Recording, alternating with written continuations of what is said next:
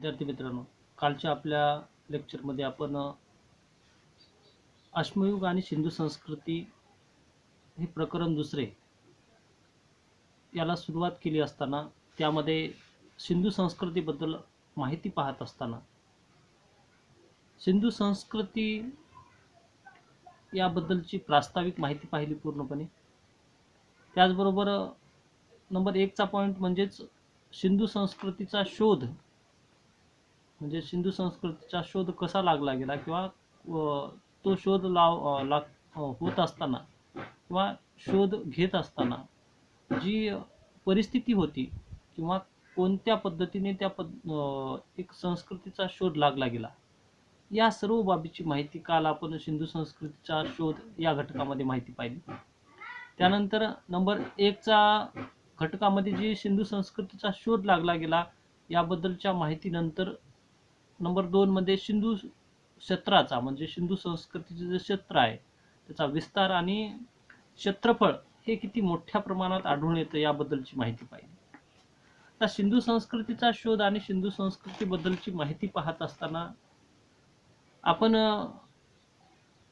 सिंधू संस्कृती ही प्राचीन काळातली एक नागरी संस्कृती किंवा त्या संस्कृतीच्या कालखंडामध्ये मानवाच्या प्रगतीचा कालखंड आणि उन्नतीचा, म्हणजेच एक प्रगत जीवन जगण्याचा कालखंड म्हणून या सिंधू संस्कृतीला ओळखले जाते. आता सिंधू संस्कृतीबद्दल आपण त्याचे शोध घेताना किंवा सिंधू संस्कृतीचा शोध कसा लागला याबद्दलची माहिती पाहिली, त्याचं क्षेत्रफळ पूर्णपणे समजून घेतलं. आता नंबर 3चा भाग म्हणजे किंवा नंबर 3चा पॉईंट म्हणजे सिंधू संस्कृतीचा जनक. आता सिंधू संस्कृती निर्माण कोणी केली किंवा सिंधू संस्कृतीचा जनक हा चॅप्टर हा आपला एक पॉईंट आहे. यामध्ये सिंधू संस्कृतीचा निर्माता किंवा जनक कोण याबाबत इतिहासकारात मतभेद आहेत. म्हणजे तत्कालीन स्थितीमध्ये या सिंधू संस्कृती निर्माण कोणी केली याबाबत जे इतिहासकार आहेत यांच्यामध्ये मतभेद, म्हणजे वेगवेगळे मतांतर आहेत. त्यामध्ये या संस्कृती निर्माण करणाऱ्या म्हणजे निर्मात्याची व विनाश म्हणजे ऱ्हास झालेली ही संस्कृती, या दोनही बाबीबद्दल एक मत नाही. हडप्पा येथील उत्खनन, जे हडप्पा एक ठिकाण सापडलं गेलं, त्यामध्ये जे काही उत्खनन केलं गेलं त्यामध्ये मानवाच्या ज्या काही विविध जे काय असतील म्हणजेच हाडं असतील यावरून किंवा त्यांचे जे सांगाडे सापडले, मानवाचे मृत व्यक्तीचे जे काही सांगाडे सापडले त्यावरून मानववंश शास्त्रज्ञांनी, म्हणजे जे मानवाचा वंशज किंवा मानवाबद्दलची माहिती समग्र शोधून काढणे किंवा मानवाबद्दलची प्राचीन काळाचा मानव आणि तो कशा पद्धतीचा होता याबद्दलची माहिती ज्या मानववंश शास्त्रामध्ये घेतली जाते, त्यावरून सिंधू संस्कृतीमधील लोक कोणत्या वंशाचे असावेत या संदर्भात, म्हणजे मृत व्यक्तीमध्ये सापडलेले जे काही हाडं किंवा अस्थी असतील यावरून 4 भागामध्ये किंवा 4 प्रकारामध्ये त्याचं वंश ठरवण्यात आला.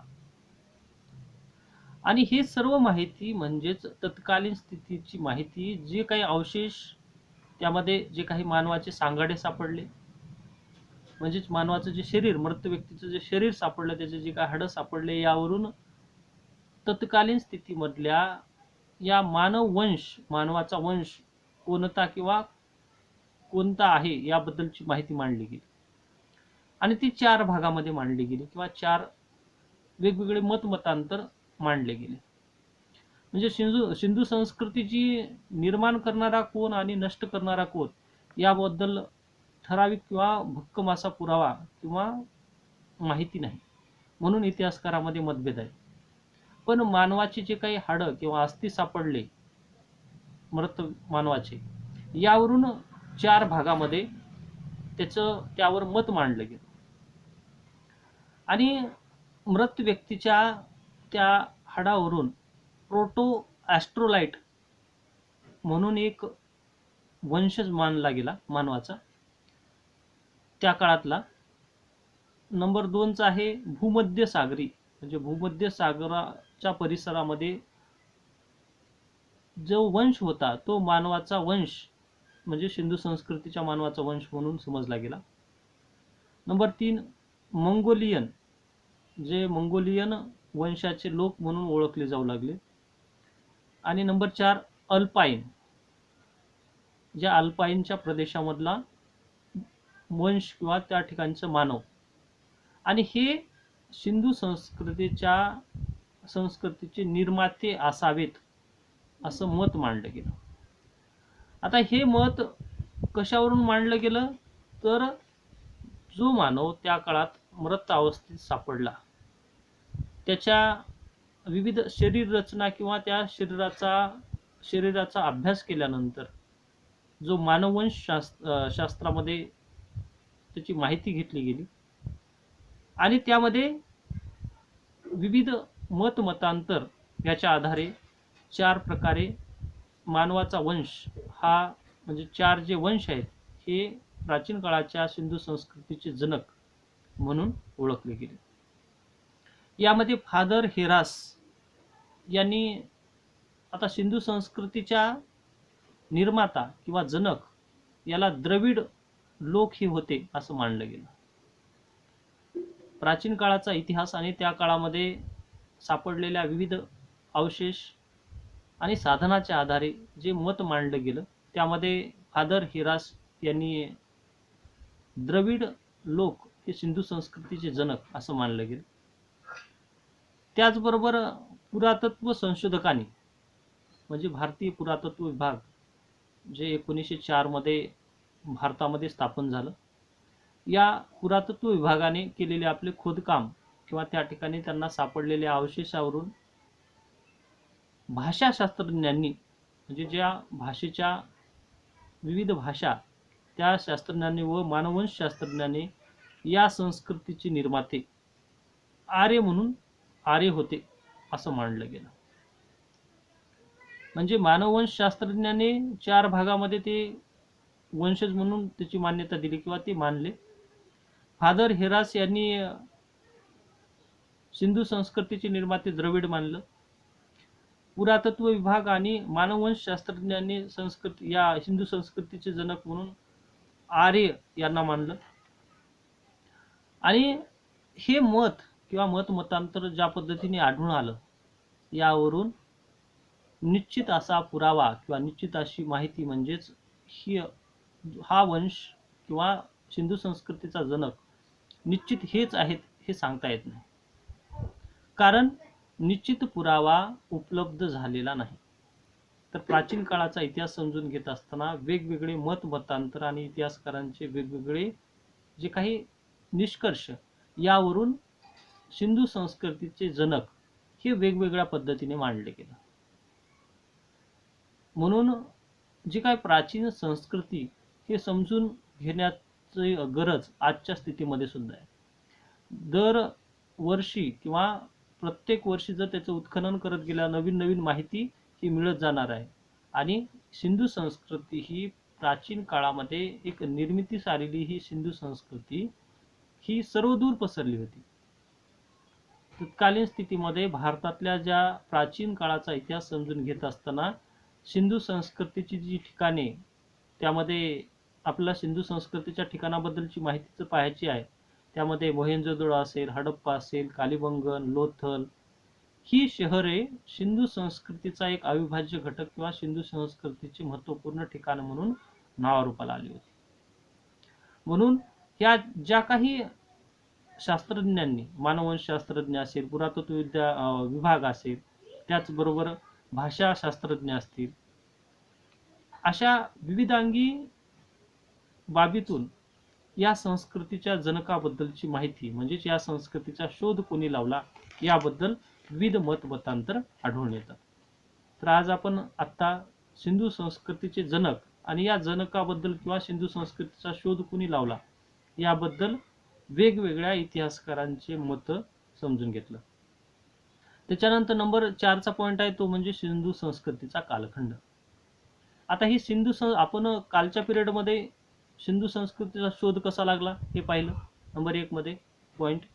नंबर 2 सिंधू संस्कृतीचे क्षेत्रफळ बघितलं नंबर 2 मध्ये. नंतर आजच्या पिरियडमध्ये आत्ताच आपण सिंधू संस्कृतीचे जनक आणि या सिंधू संस्कृतीचा त्यालाच निर्माता म्हणून ओळखले जातात त्याबद्दल विविध इतिहासकार, संशोधक, मानववंशशास्त्रज्ञ, त्याच्यानंतर पुरातत्व विद्या विभाग यांच्या माध्यमातून मांडलेलं मत हे समजून घेतलं. आता त्यानंतर आपल्याला चौथा पॉईंट म्हणजे सिंधू संस्कृतीचा कालखंड. आणि हा सिंधू संस्कृतीचा कालखंड हा कोणता होता किंवा सिंधू संस्कृतीच्या कालखंडाबद्दल विविध मतमतांतर कसे आढळून येतात हे समजून घेणं आवश्यक आहे. आता आपण जी सिंधू संस्कृती पाहत आहोत या सिंधू संस्कृतीचा कालखंड वेगवेगळ्या इतिहासकाराने, वेगवेगळ्या इतिहास संशोधकांनी वेगवेगळ्या पद्धतीने मांडला. त्यांनी कोणकोणत्या बाबीचा आधार घेतला याबद्दलची माहिती आणि त्या आधारावर त्यांनी सिंधू संस्कृतीचा कालखंड ती कोणत्या कालखंडात अस्तित्वात होती याबद्दल मत मांडलं गेलं. त्याच्यामध्ये नंबर 1 बद्दलची माहिती पाहत असताना आता सिंधू संस्कृतीचा निश्चित कालखंड सांगणे कठीण आहे. कारण त्या कालखंडामध्ये जी काही लिपी, भाषा ती वाचता आली नाही आतापर्यंत. त्याचबरोबर त्या ठिकाणचे भक्कम असे पुरावे, निश्चित आपण वस्तुनिष्ठ पुरावे म्हणतो, ते पुरावे सापडले नाहीत. पण त्या ठिकाणी सापडलेले अवजारे, हत्यारं, त्याचबरोबर जे काही घरे असतील, जी काही त्यांची संस्कृती असेल, या सर्व बाबीवरून या संदर्भात म्हणजे या सर्व बाबीच्या आधारे इतिहास संशोधकांनी, विद्वानांनी वेगवेगळे मत मांडलं गेलं आणि त्यांनी सिंधू संस्कृतीचा कालखंड ठरवण्याचं काम केलं. त्याच्यामध्ये 6 भागामध्ये किंवा 6 पद्धतीने वेगवेगळे मतांतर मांडले गेले.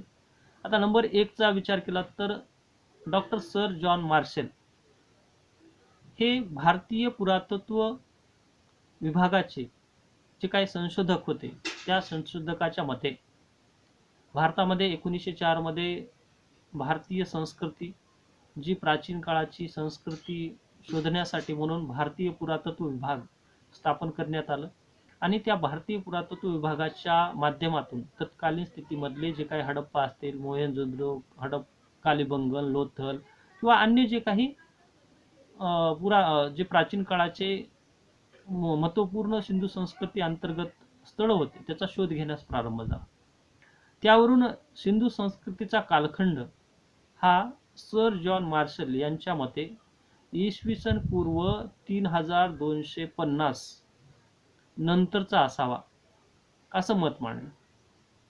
त्याचं कारण का तर कारण हे सिंधू संस्कृतीच्या मुद्रा म्हणजे सिंधू संस्कृतीमध्ये सापडलेल्या ज्या काही मुद्रा म्हणजे जे काही चलन व्यवस्थेचं साधन हे पश्चिम आशियात उत्खननात सापडले आहे. म्हणजे पश्चिम आशियामधल्या भागामध्ये जे काही पुरातत्व संशोधन विभागाने जे केलेलं उत्खनन त्यामध्ये काही मुद्रा ह्या सिंधू संस्कृतीच्या आढळून आल्या आणि यावरून काय म्हणलं तर 3250 नंतरचा कालखंड हा सिंधू संस्कृतीचा असावा असं सर जॉन मार्शल यांच्या संशोधनावरून किंवा त्यांच्या मतानुसार मांडलेलं मत आहे. त्याच्यानंतर नंबर 2 चं मत सर मार्टिमर व्हीलर नावाचा जो इतिहास संशोधक यांनी सिंधू संस्कृतीच्या कालखंडाचा विचार करता इसवी सन पूर्व 2500 ते 1500 हा कालखंड सिंधू संस्कृतीचा होता असं मांडलं आणि त्याचं कारण त्यांनी सांगितलं की मोसोपोटामिया येथे सापडलेल्या ज्या काही मुद्रा आहेत आणि तेथील हा कालखंड म्हणजेच निश्चित केलेला कालखंड म्हणजेच मोसोपोटामिया येथील सापडलेल्या मुद्रा यावरून हा कालखंड त्यांनी निश्चित केला. नंबर 3 चं जे काही सिंधू संस्कृतीचा कालखंड सांगत असताना डॉक्टर हसमुख सांगलिया आणि डॉक्टर माटानागर यांनी सिंधू संस्कृतीचा काळ नमूद करताना किंवा त्यांनी स्पष्ट करताना सांगितलं की इसवी सन पूर्व 2350 ते इसवी सन पूर्व 1750 हा कालखंड सिंधू संस्कृतीचा आहे. त्याच्यानंतर नंबर 4 चं मत मांडताना सिंधू संस्कृतीच्या नगरावरील जे काही थराच्या अवशेषावरून, म्हणजे ही जी सिंधू संस्कृती काही काळानंतर ही संस्कृती पूर्णपणे नष्ट झाली आणि ह्या नष्ट झालेल्या संस्कृतीवर मातीचा थर चढला गेला, किंवा त्या जे काही सिंधू संस्कृतीची घरे होती त्यावर मातीचा थर किंवा अन्य जे काही साधनं सापडले किंवा मातीचा थर होता, यावरून इसवी सन पूर्व 3500 हा कालखंड सिंधू संस्कृतीचा असं मत मांडलं गेलं. म्हणजेच सिंधू संस्कृतीच्या नगराचा अभ्यास केल्यानंतर मांडलेलं मत आहे. त्यानंतर नंबर 5 ऋग्वेदाच्या आधारे जे काही वैदिक संस्कृतीमध्ये ऋग्वेद, सामवेद, यजुर्वेद, अथर्ववेद हे 4 वेद होते, त्यापैकी ऋग्वेदाच्या आधारे सिंधू संस्कृतीचा कालखंड इसवी सन पूर्व 3000 ते 2000 होता असं निश्चित करण्यात आलं. या सर्व जे काही आतापर्यंत तुम्हाला जे काही वेगवेगळे सिंधू संस्कृतीच्या कालखंडाबद्दल मांडलेले वेगवेगळ्या इतिहासकाराची किंवा जे काही इतिहास संशोधकांनी मांडलेलं मत याबद्दलची माहिती पाहिली. पण आधुनिक काळात म्हणजेच आजच्या कालखंडामध्ये या सर्व बाबीचा अभ्यास केल्यानंतर जे काही सिंधू संस्कृतीमध्ये सापडलेले विविध अवशेष त्यांचं निरीक्षण करून त्यावर संशोधनात्मक असं अभ्यास केल्यानंतर उत्खननात सापडलेल्या ज्या काही अवशेषांचा संदर्भ लावला गेला, एकमेकाशी संबंध लावला गेला आणि सिंधू संस्कृतीचा कालखंड हा इसवी सन पूर्व 2500 ते इसवी सन पूर्व 1750 हा सर्वसाधारण कालखंड किंवा सर्वांनी मान्य केलेला, सर्व इतिहासकारांनी मान्य केलेला कालखंड म्हणून समजला जातो. म्हणजे सिंधू संस्कृतीच्या कालखंडाबद्दल विविध मतमतांतर आढळून आले, पण त्यामध्ये जो सर्वांच्या मते किंवा सर्व साधनांच्या अवशेषांच्या आधारे आधुनिक कालखंडात म्हणजे आजच्या कालखंडामध्ये आपण सिंधू संस्कृतीचा शोध किंवा सिंधू संस्कृतीचा कालखंड ठरवत असताना या सिंधू संस्कृतीचा कालखंड म्हणजे इसवी सन पूर्व 2500 ते इसवी सन पूर्व 1750 हा कालखंड सर्व इतिहासकारांनी मान्य केला. म्हणून सिंधू संस्कृतीचा कालखंड इसवी सन पूर्व 2500 ते इसवी सन पूर्व 1750 हा मानला गेला. म्हणजेच सिंधू संस्कृती ही 2500 इसवी सन पूर्व 2500 ते इसवी सन पूर्व 1750 या कालखंडामध्ये अस्तित्वात आली आणि या सिंधू संस्कृतीने आपल्या विविध जे काही प्रमुख ठिकाणावर एक नागरी संस्कृती घडून आणली किंवा या संस्कृतीचं स्वरूप दिसून येतं आणि ते स्वरूप म्हणजे सिंधू संस्कृती. त्यामध्ये या सिंधू संस्कृतीचा आपण शोध आतापर्यंत माहिती पाहत असताना कालच्या पिरियडमध्ये सिंधू संस्कृतीचा शोध कसा लागला हे 1 नंबरचा पॉईंट बघितलं. त्यानंतर सिंधू संस्कृतीच्या जे काही विस्तार आणि क्षेत्रफळ किती होतं याबद्दलची माहिती पाहिली आणि नंबर 3 मध्ये आज सिंधू संस्कृतीचा जनक याबद्दल विविध इतिहासकारांचं मतमतांतर आढळून आपण पाहिलं. त्यानंतर नंबर 4चा पॉईंट म्हणजे सिंधू संस्कृतीचा कालखंड कोणता होता याबद्दलची माहिती पाहिली. तर आतापर्यंत आपण सिंधू संस्कृती म्हणजे प्रकरण 2 अश्मयुग आणि सिंधू संस्कृती यामधील सिंधू संस्कृतीच्या शोधाबद्दलची माहिती पाहिली. तर उद्याच्या आपल्या भागापासून आपण सिंधू संस्कृतीचे मधील जी काही प्रमुख ठिकाणे म्हणजे सिंधू संस्कृती, आपण सिंधू संस्कृती म्हणजे काय, त्याचा सिंधू संस्कृतीचा शोध कसा लागला, त्याच्यानंतर सिंधू संस्कृतीचे विस्तार कसा झाला, क्षेत्रफळ किती होतं, सिंधू संस्कृतीचे जनक कोणाला म्हणून ओळखले जातात याबद्दल मतांतर समजून घेतलं. त्याबरोबर सिंधू संस्कृतीचा कालखंड समजून घेतला. आता आपण सिंधू संस्कृतीची जी काही प्रमुख ठिकाणे किंवा प्रमुख ठिकाणामध्ये कोणकोणत्या बाबी आढळून येतात याबद्दलची माहिती पाहिजे. तर उद्याच्या भागामध्ये आपण सिंधू संस्कृतीमधल्या ज्या काही मोहेंजोदडो, हडप्पा, कालिबंगन, लोथल या शहराची रचना आणि त्याचा विस्तार कसा होता याबद्दलची माहिती पाहिजे. तर उद्याच्या पिरियडमध्ये सिंधू संस्कृतीमधील मोहेंजोदाडो नावाच्या जी काही स्थळ सापडलं, ठिकाण सापडलं, त्या ठिकाणची पूर्ण माहिती आपल्याला पाहायची आहे.